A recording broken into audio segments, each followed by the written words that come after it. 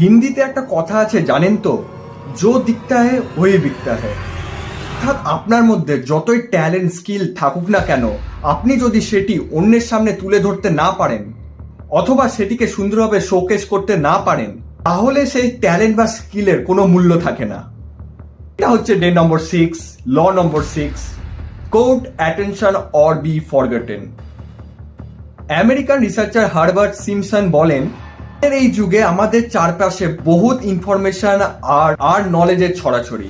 তাই তিনি বলেন এই যুগে attention is the most valuable currency. আপনি চারপাশে তাকালে দেখতে পারবেন যে মানুষের কাছে যত অডিয়েন্স অথবা যে মানুষের কাছে যত অ্যাটেনশন গ্র্যাব করার ক্ষমতা রয়েছে, তার কাছে ততটা পাওয়ার আর ততটা ক্ষমতা। সব থেকে বেশি টাকা এবং সম্পত্তি তাদেরই কাছে। উদাহরণ হিসাবে বড় বড় ইউটিউবার, অ্যাক্টর, অ্যাক্ট্রেসদের দেখে নিতে পারেন। কথায় বলতে হলে, আপনি যদি আপনার পাওয়ার নিজের হাতের মুঠোয় রাখতে চান, তাহলে আপনি আপনার স্কিল অথবা ট্যালেন্টকে ভালো মতো শোকেস করতে শিখুন।